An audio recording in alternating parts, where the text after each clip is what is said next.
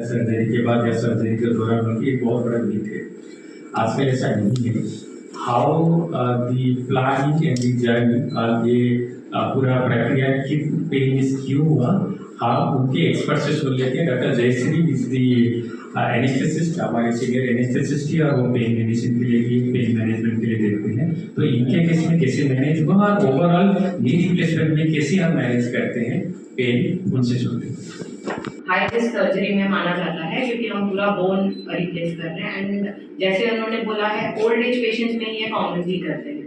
And old age age in if you start from 60 years we have comorbidities, all the comorbidity, hypertension, diabetes, angioplasty, angiography हुआ रहता है patient में, bypass surgeries हुए रहते हैं, COPD को जो बोलते हैं, लंग्स का issue, asthma, all these things एक ही पेशेंट में सब कुछ रहता है। एंड ऐसे पेशेंट्स को we have to proceed with anaesthesia. So usually हम जो प्रेफर करते हैं वो रीजनल एनेस्थीसिया बोलते हैं, विच इज स्पाइनल एनेस्थीसिया, जो एक इंजेक्शन बैक में देते हैं and life long you get the pain. ये कॉमन जो मिथ है वैसा वाला एनेस्थीसिया। बट जो इसका प्रोसीजर एंड जो हेल्प करता है post operatively, nothing works like it. So हम जो बोलते हैं इसको कंबाइंड स्पाइनल एपिड्यूरल एनेस्थीसिया रहता है। एपिड्यूरल जो है आफ्टर द सर्जरी उनका पेन जो है कम्प्लीटली कंट्रोल में रहता है। एक कंटिन्यूस इन्फ्यूजन चलता रहता है आफ्टर द सर्जरी, जिससे पेशेंट्स बैठ सकते हैं, चल सकते हैं। एंड इवन ये जो फिजियोथेरेपी के exercises which are very aggressive वो इजीली पेशेंट्स कर सकते हैं। So this is the major advantage of our regional anaesthesia.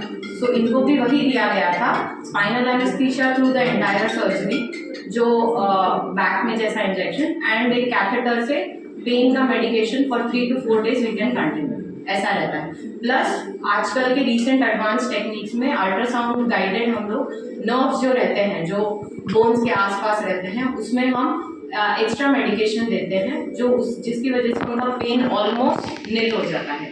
तो इस वजह से वो इजीली खड़े भी हो सकते हैं। आप इमेजिन कर सकते हो एक फ्रैक्चर से हमें कितना पेन होता है, एंड उसके बाद जो फिक्स करते हैं वो पेन भी कितना होता है। सो ये जब हम पूरा बोन रिप्लेस करते हैं, that pain will be very severe.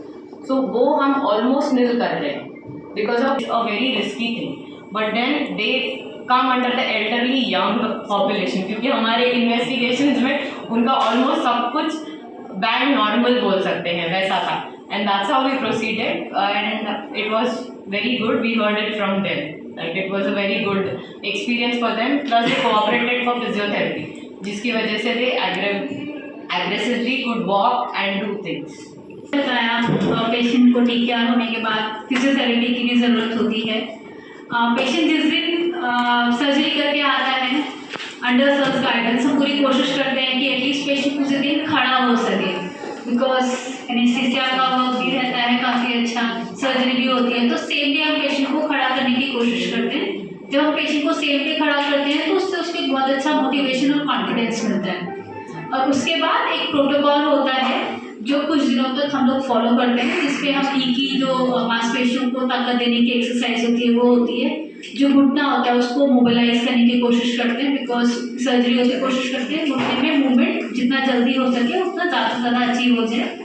और प्लस जो भी पेशेंट हॉस्पिटल स्टे में ही होता है तभी कोशिश की जाती है पेशेंट को चलाना इंडिपेंडेंटली, एटलीस्ट पेशेंट वॉकर के साथ वॉक करता है या इंडिपेंडेंटली वॉक करता है, प्लस पेशेंट सीढ़ियाँ चढ़ सके, वो स्टेयर क्लाइंबिंग भी कर पाता है।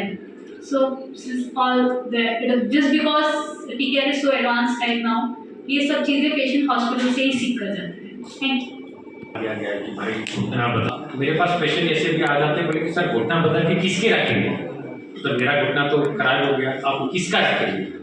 वो ये नहीं है कि इम्प्लांट होगा ये होगा, किसी दूसरे का जाके रखता है। बहुत बुजुर्ग माता जी थे, यूपी से आए थे, उन्होंने बोले कि